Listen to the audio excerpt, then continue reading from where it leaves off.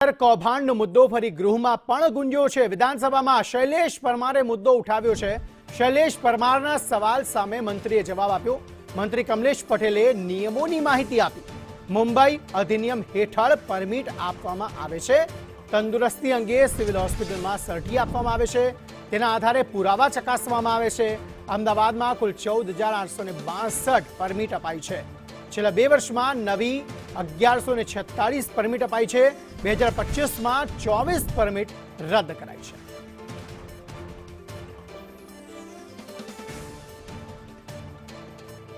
આ સમગ્ર મામલે વધુ માહિતી સાથે સંવાદદાતા કશ્યપ જોશી જોડાઈ ગયા છે અને સાથે હિરેન રાવલ પણ જોડાઈ ગયા છે વધુ માહિતી આપવા માટે। કશ્યપ, આપની પાસે શું વધુ વિગતો?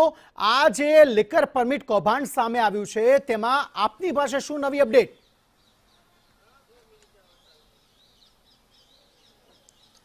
લીકર પરમિટ કૌભાંડનો જે પર્દાફાશ સંદેશ ન્યૂઝ દ્વારા જે કરવામાં આવ્યો હતો ને આ કૌભાંડમાં સંડોવાયેલા જે 3 આરોપીઓ છે કોર્ટમાં તેને રજૂ કરવામાં આવ્યા હતા અને તેને જ્યુડિશિયલ કસ્ટડીમાં મોકલવામાં આવ્યા છે। 3 દિવસના રિમાન્ડ ઉપર આ આરોપીઓ હતા ને તેમાં અનેક ચોંકાવનારા ખુલાસા જે છે તે થયા છે। આરોપીઓએ 1,80,000નું કૌભાંડ આચર્યું હોવાની ફરિયાદ જે છે તે દાખલ થઈ હતી। તે પૈકીના 1.5 લાખ રૂપિયાની રિકવરી જે છે તે શાહીબાગ પોલીસ દ્વારા કરવામાં આવી છે। પોલીસ પૂછપરછમાં એ પણ ખુલાસો થયો છે કે તમામ 3 આરોપીઓ જે છે તે જ્યાં કૌભાંડના નાણાં છે તેને સરખે ભાગે વહેતા હતા। 3 આરોપીઓની જે ધરપકડ થઈ છે તે પૈકીનો જે વસંત નીનામા છે તે વસંત નીનામા છે તેના દ્વારા આ નકલી રિસિપ્ટ જે છે તે બનાવવામાં આવી હતી। કોમ્પ્યુટર ઓપરેટર તરીકે તે છેલ્લા ઘણા સમયથી ત્યાં ફરજ બજાવતો હતો ને નવેમ્બર માસથી તે આ પ્રકારના નકલી રિસિપ્ટો બનાવતો હોવાનો ખુલાસો જે છે તે પોલીસ પૂછપરછમાં થયો છે। એક ચોંકાવનારી બાબત એ પણ સામે આવી છે કે આરોપીઓ જે છે તે જે કોમ્પ્યુટરમાં આ નકલી રિસિપ્ટો બનાવતા હતા અને તે કમ્પ્યુટર પોલીસ દ્વારા કબજે કરવામાં આવ્યું છે ને જ્યારે પોલીસ દ્વારા તેની ચકાસણી કરવામાં આવી તો પોલીસને એ વાતનો ખ્યાલ આવ્યો કે આરોપીઓ છે તેના દ્વારા કમ્પ્યુટરનો ડેટા જે છે તે ડિલીટ કરી દેવામાં આવ્યો છે। જેથી પોલીસને એ પણ શંકા ઉપજી છે કે આખરે આ સમગ્ર કૌભાંડને લઈ અને તેની સામે પોલીસ ફરિયાદ દાખલ થશે તેવી આ આરોપીઓ જે છે તેને ગંધ આવી ગઈ હતી અને તેના કારણે જ આ સમગ્ર ડેટા જે છે તે આરોપીઓ દ્વારા ડિલીટ કરી દેવામાં આવ્યો છે। ત્યારે વર્ષ 2024થી અત્યાર સુધી કેટલી જે પરમિટો જે છે તે રિન્યુ કરવામાં આવી છે ને કેટલી નવી પરમિટો કાઢવામાં આવી છે તે તમામનો ડેટા જે છે તે પોલીસ દ્વારા માંગવામાં આવ્યો છે। આમ અનેક મુદ્દે ખુલાસો જે છે તે આ પોલીસ દ્વારા આરોપીઓની પૂછપરછ દરમિયાન આરોપીઓ દ્વારા કરવામાં આવ્યો છે। કશ્યપ, બનેલા રહેજો અમારી સાથે। અને આ મુદ્દો ન માત્ર જ્યારથી 2024-25નો મામલો છે પરંતુ જ્યારથી રોગી કલ્યાણ સમિતિ બની છે ત્યારથી આ મુદ્દો સામે આવ્યો છે કે જે પણ કોઈ લિકર પરમિટ લે છે તેમને રોગી કલ્યાણ સમિતિમાં આ પૈસા જમા કરાવવાની જરૂર શા માટે છે, દાન શા માટે આપવું પડી રહ્યું છે, એક મુદ્દો છે। પરંતુ ગૃહમાં પણ આ મુદ્દો ઉઠ્યો છે।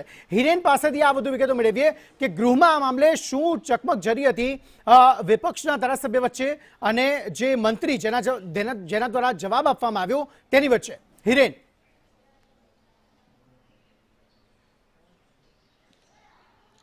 સતત 2 દિવસથી વિધાનસભા ગૃહમાં આ સંદેશ ન્યૂઝે પ્રસારિત કરેલા લિકર પરમિટનું જે કૌભાંડ છે એની અસર જોવા મળી રહી છે। ગઈકાલે પણ ધારાસભ્ય ઇમરાન ખેડાવાલાએ આ મુદ્દો ગૃહમાં ઉપસ્થિત કર્યો હતો। આજે ફરીથી પ્રશ્નોત્તરી કાળ દરમિયાન કે જે સમયે સૌથી મહત્વના ગુજરાતના પ્રશ્નો ધારાસભ્યો રજૂ કરતા હોય છે એની અંદર શૈલેષ પરમારે આ લિકર કૌભાંડનો મુદ્દો ઉઠાવ્યો હતો અને તેમાં કહ્યું હતું કે છેલ્લા 3 દિવસ કરતાં વધુ સમયથી જે મુદ્દો ચર્ચામાં છે અને એ મુદ્દામાં સરકારે શું કાર્યવાહી કરી છે।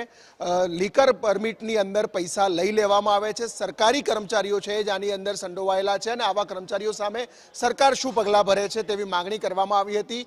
સાથે લિકર પરમિટ લેવા માટેની શું વ્યવસ્થા છે, કેવી રીતે લિકર પરમિટ આપવામાં આવે છે તેની પણ માહિતી એની અંદર માંગવામાં આવી હતી। જેમાં સામે રાજ્યકક્ષાના મંત્રી કમલેશ પટેલે જવાબ આપ્યો હતો। એની આખી જે પ્રોસિજર છે લિકર પરમિટના સંદર્ભની ચકાસણી કરવાની, મેડિકલ સર્ટિફિકેટની, સિવિલ સુપ્રિન્ટેન્ડન્ટનું સર્ટિફિકેટ જોઈએ છે, ત્યાર પછી જમીનની જે મર્યાદા રહેલી છે, આવકની મર્યાદા રહી છે, આ બધી જ બાબતોની માહિતી આપવામાં આવી હતી। સાથે સમગ્ર ગુજરાતની અંદર જોઈએ તો ગુજરાતમાં 2 વર્ષમાં ઓવરઓલ જે પરમિટ આપવામાં આવી છે એમાં 33,061 લોકોને લિકર પરમિટ આપવામાં આવી છે। એ પ્રકારનો આંકડો પણ વિધાનસભા ગૃહમાં સામે આવ્યો છે।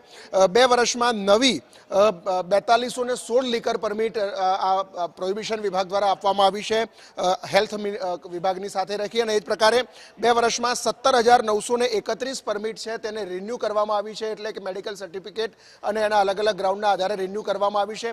માત્ર 30 પરમિટ એવી છે કે જે રદ કરવામાં આવી છે, પરમિટ રિન્યૂ નથી કરવામાં આવી. આ પ્રકારનો જવાબ વિધાનસભા ગૃહમાં રાજ્ય કક્ષાના મંત્રી તરફથી લેખિતમાં આપવામાં આવ્યો છે. સમગ્ર માહિતી આપવા માટે